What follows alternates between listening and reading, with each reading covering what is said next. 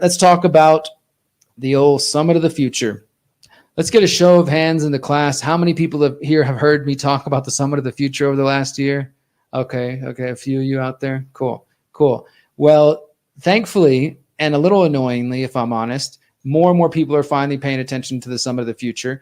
In the last week, I've gotten probably more interview requests to be on podcasts to talk about the Summit of the Future, and I've got a couple more tomorrow and on Friday, which is great. Of course, I'm taking every single one, big and small, because I'm trying to get as many people to be paying attention to the Summit of the Future as possible. But wouldn't it have been great, guys, if people were warning others about this 6 months ago, 7 months ago, 8 months ago, where we could have organized a little better? I'm just venting here. I'm just saying. I'm going to New York City. Dan Aston Gregory, who's helping me with the People's Reset UK, he's our point man in the UK. He's flying all the way from the UK to come to New York City to represent his people. We got some other people coming from Sweden.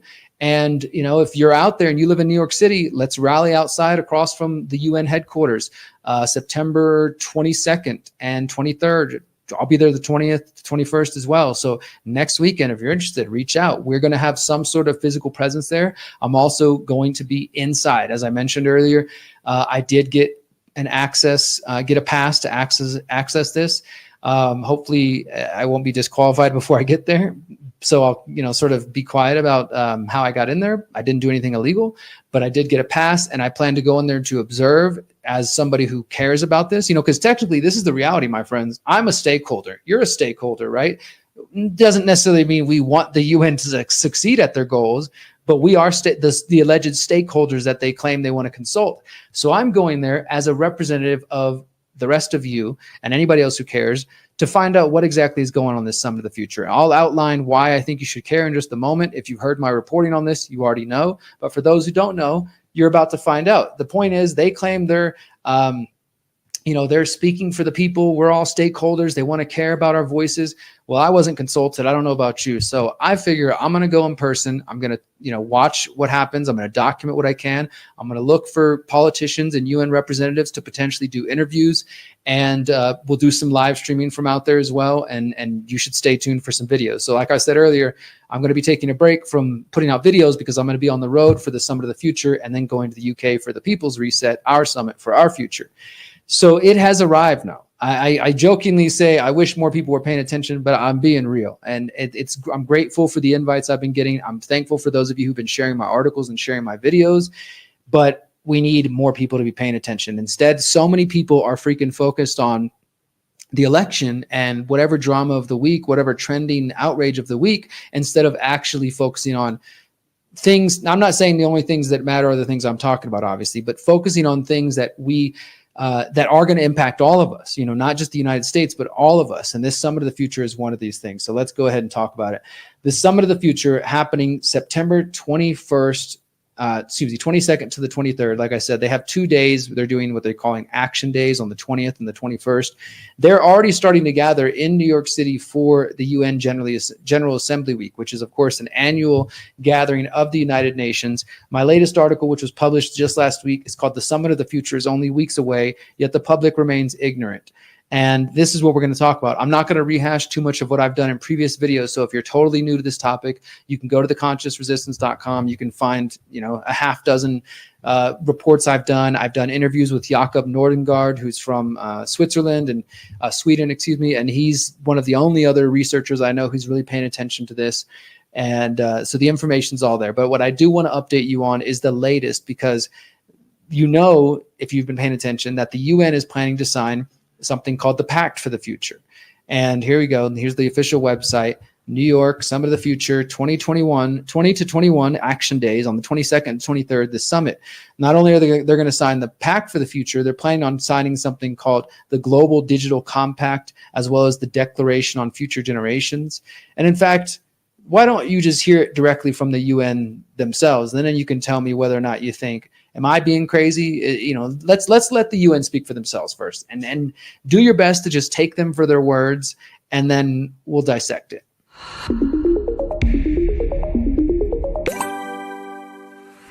The Summit of the Future is designed for the leaders of the world to take a look at the whole global architecture, at how we do international cooperation, and to make it better. The most important ingredient is trust. the summit is going to adopt 3 agreements: a pact for the future, a global digital compact, and a declaration on future generations. The Pact for the Future has 5 chapters on sustainable development, peace and security, youth and future generations, science and technology, and transforming global governance. You look at the UN and you think governments are the key players, and that's true. They're the ones sitting around the table, but they do so on behalf of their people. Civil society actors, young people have been involved throughout and will be at the summit. Private sector will be here in recognition of the massive role they have in shaping people's lives and opportunities today. This summit is for and by everyone, and everyone should see themselves reflected in it. The summit is not just 4 days in September. Most of the seeds that we plant at this summit will take some time to grow and flourish, and all of us have to be involved in holding governments responsible for living up to their commitments on the international stage. It's going to take all of us to make this summit a success. So it's going to take all of us for the summit of the future, they claim.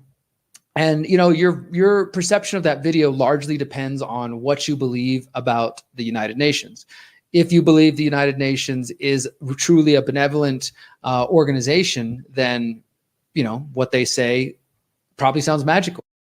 But if you're like me and those of us who've come to be skeptical of proclamations from the UN, you essentially take what they say and just reverse it. And I hate to say that because it's a little bit simplistic, but I think it is.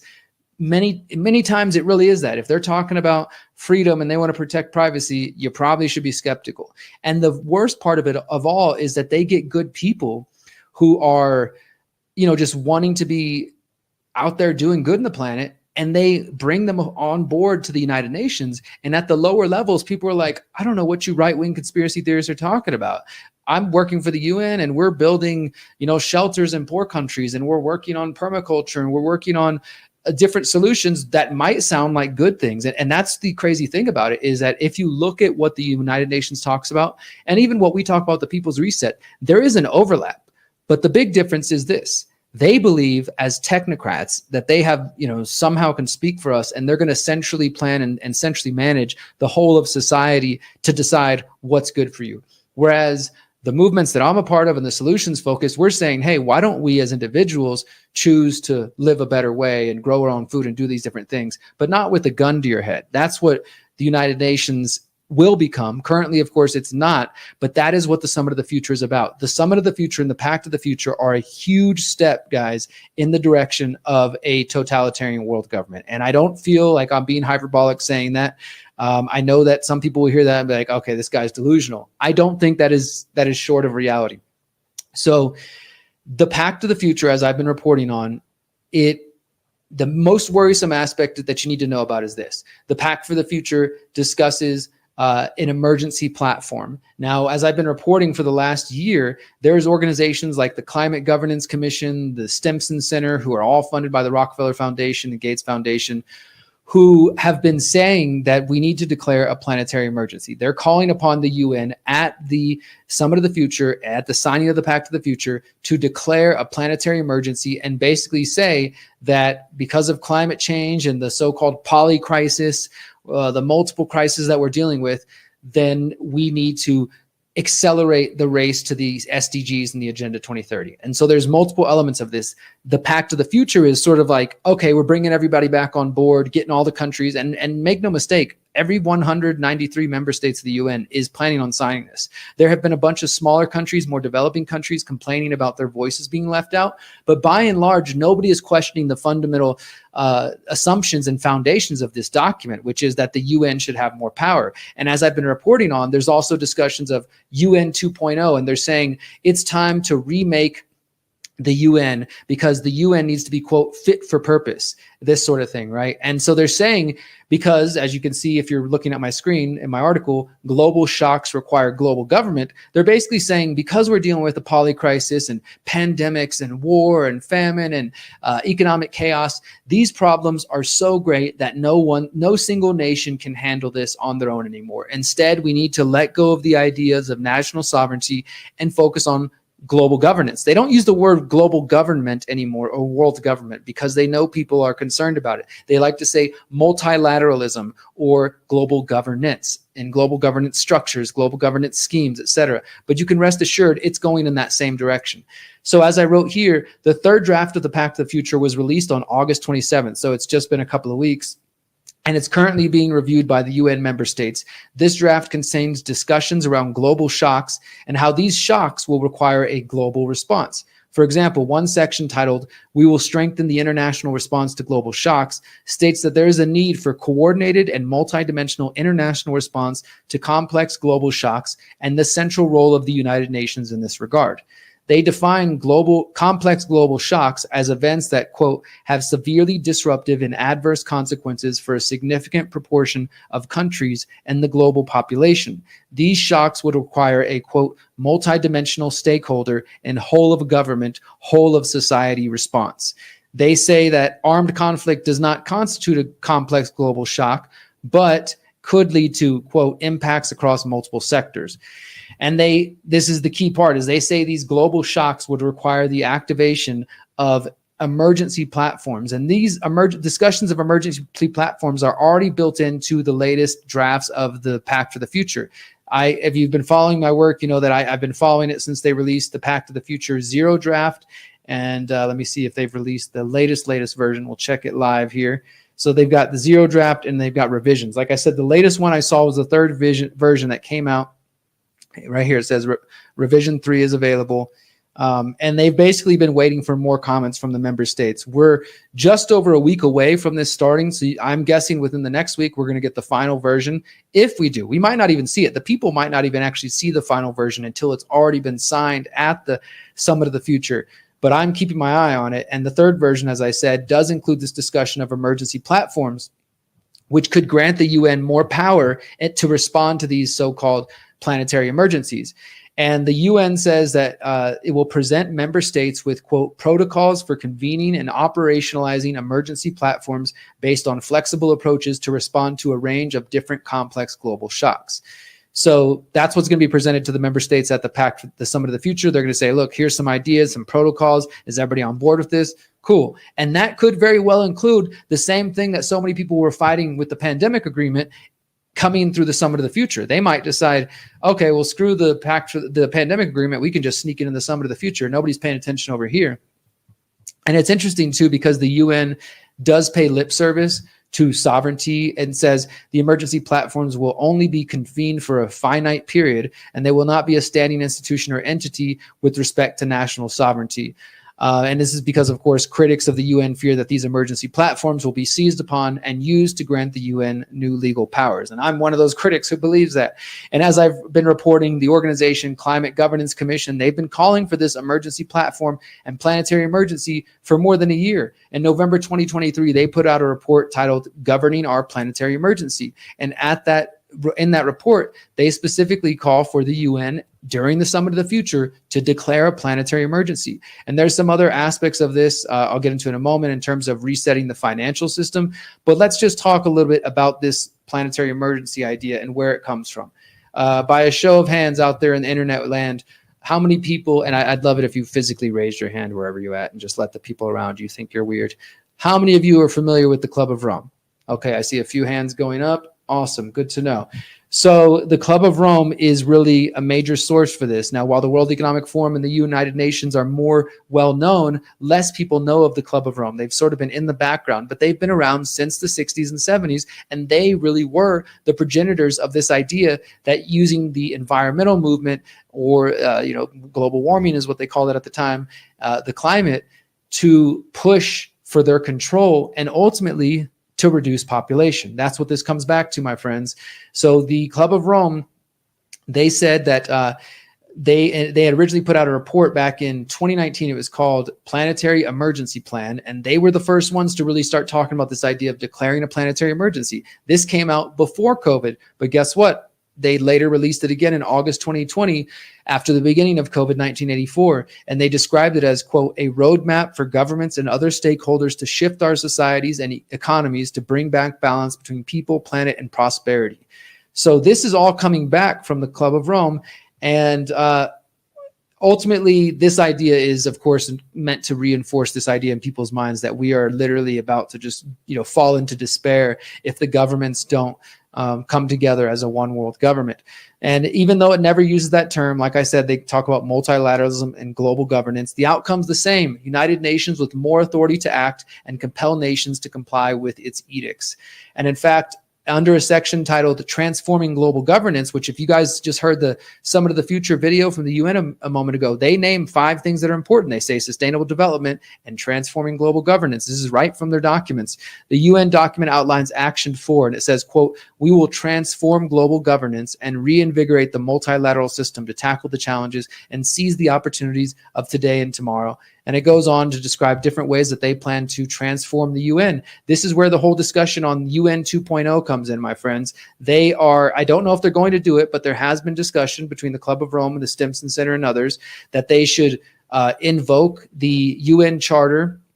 I can't remember the top of my head which number it is, but invoke some section of the UN Charter and potentially try to remake the UN National Security Council, which basically means remake who's in control. They claim they want to make it less US centric. And of course, shortly after this meeting, the BRICS nations are meeting up soon. And I know there's a lot of people in the truth movement who've fallen for this idea that, oh, well, the NATO Western countries, they're bad, but Russia and China, they're going to come save the day. Yeah, I don't see that happening, my friends. All these people support CBDCs, digital IDs. They might come in different ways. They might sell it to their home populations in different ways. But no, they're not on your team. They are not here to save you. Go ask some Russians and Chinese how free they feel with their government's restrictions and see if it's any better for the United States. Maybe for some of you it might be. We all have different preferences. The point is, we shouldn't fall into this trap of thinking that there are some nations who are going to fight back. That doesn't mean there's not good people anywhere, and that doesn't mean that everybody in the UN's bad. Of course, let's just be realistic here. But absolutely at the highest levels, these people know what they're doing. They're pushing for a planetary emergency. They're trying to propagandize our brothers and sisters to convince them that the world is on the edge of chaos, and the only thing we can do to prevent it is to come together as one world, and it's going to eventually get to the point of talking about reducing population. And that is absolutely a part of the Club of Rome. Here, let me just go ahead and go back to that since I'm going to mention that. And in a moment, if I don't say it, somebody remind me about the movie Humane. I wanted to say something on that in case you hadn't seen that. So in like 5 minutes, somebody comment Humane if you can. So the Club of Rome, let's just jump back to them before we talk about the emergency. Or maybe I didn't mention it in this article. But let's just lay it out for you. The Club of Rome first talked about the idea of reducing population or making humanity being the problem back in the 70s, but really their most infamous report is from 1991. And let me just go ahead and pull it up. I don't want to misquote myself. 60 days. This was my previous article saying the UN's Summit of the Future is in 60 days and nobody's paying attention. I've kind of been writing these articles for a while. Let me see if this one has the reference I want. I don't think so, but let's go to the Club of Rome. Okay. Club of Rome, planetary emergency. Where does this come from? Again, the Club of Rome is directly involved with the World Economic Forum. Club of Rome was founded in 1968. They helped the World Economic Forum become what it is, of course, with the help of Henry Kissinger, Klaus Schwab. And even on the 50th anniversary of the World Economic Forum, they looked back at their history and they said at the 1973 meeting, Aurelia Pichè, who's an Italian industrialist who co-founded the Club of Rome with Alexander King, they presented a speech on the now infamous book, Limits to Growth. And Alexander King was also responsible for a follow-up report in 1991 titled The First Global Revolution. It is this report under a section titled The Common Enemy of Humanity is Man, which has this section which has been quoted before and they claim has been taken out of context. But I'm going to read the whole thing to you. It says, quote, "In searching for a new enemy to unite us, we came up with the idea that pollution, the threat of global warming, water shortages, famine, and the like would fit the bill. In their totality and in their interactions, these phenomena do constitute a common threat which demands the solidarity of all peoples. All these dangers are caused by human intervention. It is only through changed attitudes and behavior that they can be overcome. The real enemy, then, is humanity itself." Now, they claim that has been taken out of context, but that's the kind of people that are behind the Summit of the Future, the Club of Rome, these organizations. And this is not their last step. I share this in my other article. You can go look here. They have this timeline here. It leads to September 2024, Summit of the Future, adopts Pact of the Future, multiple instruments. And then they go into 2026. They're going to have more conferences, of course, but they're talking about reviewing the UN Charter by 2026. Conference follow through 26 to 2030. They're planning for 2030. This is a remake of the UN that we are watching happen, and most people have no idea. The other thing I just want to mention really briefly is that a big part of this is about resetting the financial system. They've mentioned this multiple times that we need a new Bretton Woods moment. Bretton Woods is, of course, the post-World War II creation of the International Monetary Fund and the World Bank, which they're known as multilateral development banks, and they've been used around the world to rob and extort developing countries and then put them in debt and take their resources. You guys heard about this if you know the work of John Perkins' Confessions of an Economic Hitman.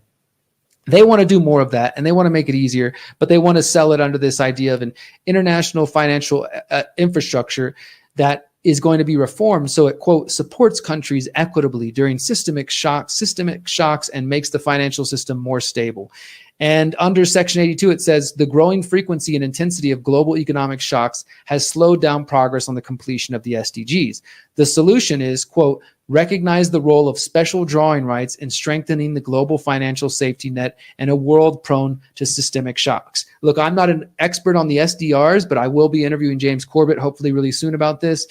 James, if you hear this, I'd like to interview soon. I haven't emailed him yet, but there you go. The SDRs are not considered a currency, but they are considered foreign exchange reserve assets, which allow the IMF member nations to exchange SDRs for different currencies. And James Corbett's been warning about the SDRs potentially becoming a world reserve currency all the way back in 2013. So the fact that the Summit of the Future and the Pact for the Future are discussing these SDRs and multilateral development banks and resetting the financial system and creating a new Bretton Woods moment, it means something big is coming up, my friends. They're going to sign this Pact for the Future. It's likely going to include some language about emergency platforms. It's going to include some language about remaking the UN and about, the new Bretton Woods moment, new financial infrastructure architecture. It's going to be a big moment in their race to world government. And I wish more and more people were paying attention, but unfortunately they're not. So as I shared earlier, I will be in New York City next week. I will be reporting live. I won't be doing an episode of this show, but probably by Friday or Saturday, I'll pop in with a video from New York City outside of the United Nations building and reporting on whatever I find. I mean, good God, wouldn't it be great if I ran into Klaus Schwab? That would be a fun one. We'll see what happens.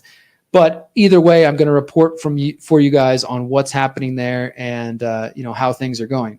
So, since 2012, the Conscious Resistance Network has been an independent media organization focused on empowering individuals through education, philosophy, health, and community organizing. We work to create a world where corporate and state power do not rule over the lives of free human beings. Our motto is leading by example and helping others in their pursuit of freedom. Visit theconsciousresistance.com to find our articles, documentaries, interviews, podcasts, books, and more. Remember, you are powerful, you are beautiful, and you are free.